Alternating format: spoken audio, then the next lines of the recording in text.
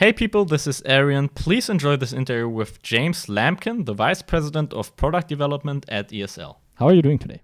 Very good. How are you? I'm pretty good. So today I want to talk to you about ESL Academy. Can you just explain for the people listening really quickly what ESL Academy is? Sure. So ESL Academy is a new product that ESL is launching to support Tier 2 Dota. Mm-hmm. We've actually been working on it for quite a while. We went into partnership with the people from Dota Buff. They're launching a new platform called Reach.gg, which is an online solo ladder subscription-based product. We've been talking with them for a while, trying to figure out how we could work together, and realized what made most sense was that they were launching this new platform and that we could, marry our respective strengths together and figure out how that could fit into the Dota 2 ecosystem. So basically how the system works is you play in solo queue on the Reach.gg system. Partway through the system, there's a lock in North America and European regions. We look at the top 40 players. And then in each of those two regions, 2 professional Dota 2 captains will draft teams of 5 from that top 40.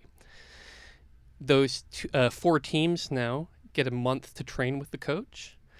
They come offline to an ESL 1 event. They train in a DHL boot camp on site with that coach. They then play off their group stage between the 4 teams. And then we have the grand final on the ESL 1 main stage on the Sunday before the ESL 1 grand final. You're actually going to have 4 teams. We're going to have 4 teams. North America only, or also South America? 2 from NA and 2 from EU to start. 2 from EU. But you're planning to expand. Yeah, we're planning to expand, and some people have been asking me on Twitter, for example, are you going to allow CIS players to play in EU? And we've said yes, and we're also going to allow South American players to play in NA to start. So when does this start? So the platform has gone live now. It's in beta. So you just went with the announcement and it's instantly there. Right. So it's a little bit. There will be a little bit of scaling. So the platform itself is in beta. So they're restricting access. You can go and sign up right now. There will be a little bit of a delay to get entry, just so we're not flooding the system. And because Reach.gg is brand new as well, they're trying to scale up their product based on the needs that we see from the community. So we're trying to get players onboarded as quickly as possible to start competing. Okay, speaking of the players, who exactly are you targeting with this? Who exactly do you want to sign up with this? Are you only targeting like immortal rank 100 players, or even like I don't have to be, or is it like I don't have to be a top 1% player? Even if I'm like Divine 5, I could sign up and play. Yeah, so first of all, we want to create opportunity for everybody, and that's really what the Reach.gg system does. We're not looking for a specific top 100 player. What we wanted to do was really create a system that kind of already existed in Dota 2 at different periods. So, I started out at ESL in 2013, worked on ESL 1 then, and would in the evenings go and watch matches on IXDL. I don't know if you remember that system. And I'm way too young to remember anything from 2013. Okay, so there was a system called IXDL. It was run by IX Mike, the old Team Liquid player. Oh yeah, I know that. Right? I interviewed him once. So you would have players like Universe, Fear, PPD. They would be playing sort of pickup games, and then there would be 7 players in there who I thought were randoms. They were like 6K, 6.5K, but actually they were people like Zai that were in that system, and I just didn't know who they were. And the thing we noticed in Dota is those players exist still right now. I think a great example of that is Thompson. So if you're really hardcore in Dota, you probably knew who Thompson was before he went to OG. I remember the Reddit post. Right, but if you're just sort of a casual viewer, you just see this kid, 17, boom, he's on OG, and now he's won TI. And so our goal with Academy was, how do we create a system that sort of funnels players, creates opportunity for them with weekly and monthly prize pools, and gives them opportunity to find, hey, the 1 to 2, 3 players that can really jump up to the pro level. All right. You mentioned this like ranked ladder system. Yep. So if I'm probably never gonna make it to the top 40 that get into the like draft pool where captain drafts me, do you think that the system could still be just good for high MMR but not top echelon players? Yeah. To kind of just have a Face-It-esque system where you are able to compete against people you know?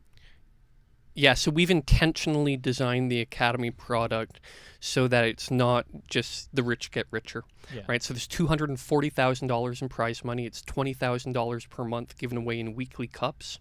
So you can participate in those weekly cups every single week and win money. And even if you don't get drafted into an Academy team, you can still be successful in that system. And we wanted to create it that way so that the weighting on the Academy final wasn't just the be all and end all. Yeah. Obviously, it's important if you really want to get your face on the main stage.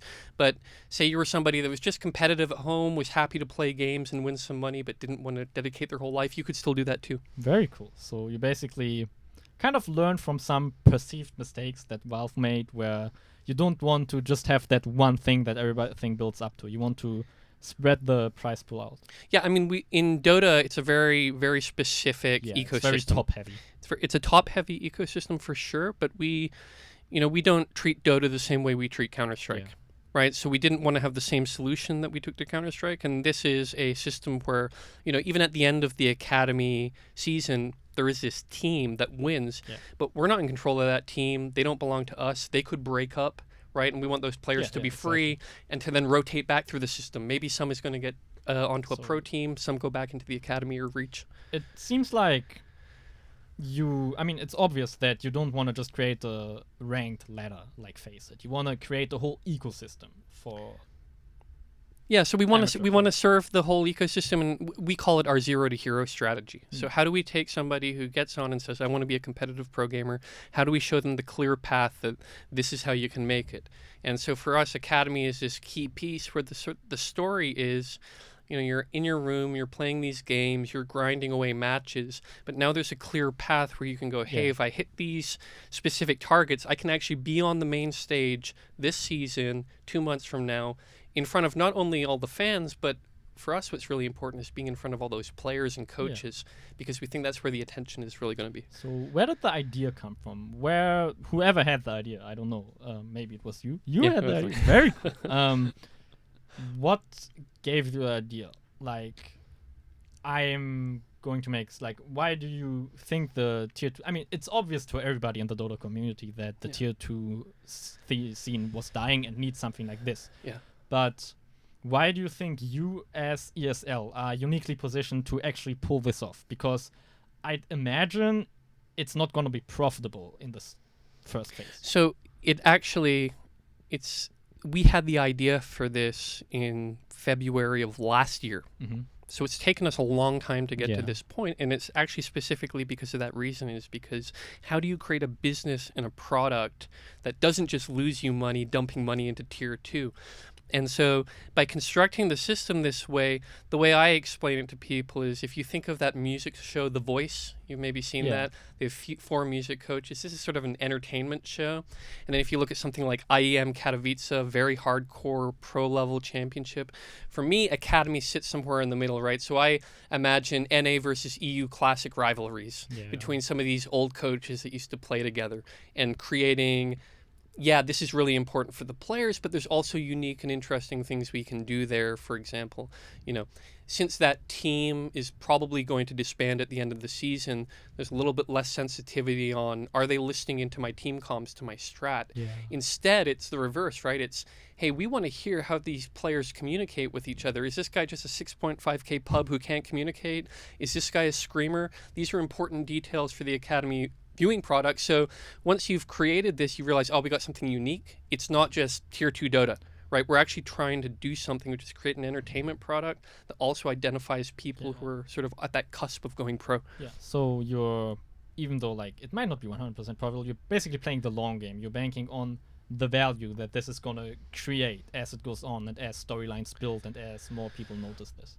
Yeah, look, we're a company. We have a parent company, obviously. Profitability is very important for us, and we've structured it in a way, and we work with really great partners like DHL, who's going to be one of the presenting partners, been really supportive of this.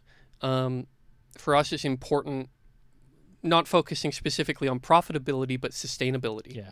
Right? If you've just got a project that loses money and you don't know why you're doing it, it doesn't make sense. It's not going to lose money forever. Right, exactly. And so for us, the Academy is sort of a key piece in this system where we look at zero to hero, starting out in the open system, going up into Challenger, and then eventually getting up into ESL 1 tier events. So it supports this whole ecosystem for us.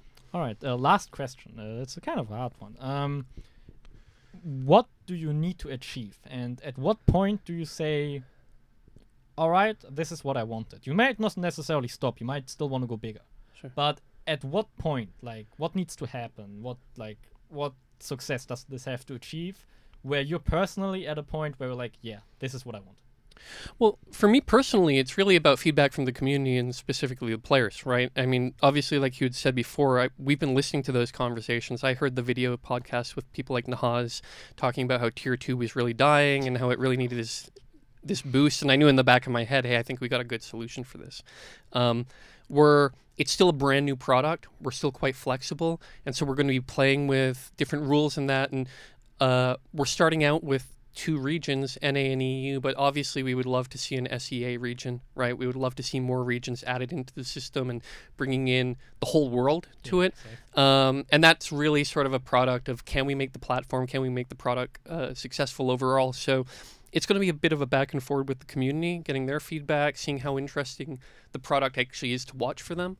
And I think that'll sort of determine the course of the future of the product. One last thing. You mentioned you play Dota yourself. Yeah, I mean, I'm old and retired. I play Dota. Old and retired. Yeah, you don't really play. You still play some games. I'm still playing. I'm still playing Dota, but these days it's sort of Dota Imba and casual games. When you work in esports all day, at the end of the day, you're like, do I want to do more competitive hardcore gaming or kind of relax? That's valid too. Most people in our community are very casual about the game. Yeah. So I think that's very valid. All right. Thank you for the interview. Thank you. Thank you so much. Have a nice day. Thank Bye. You.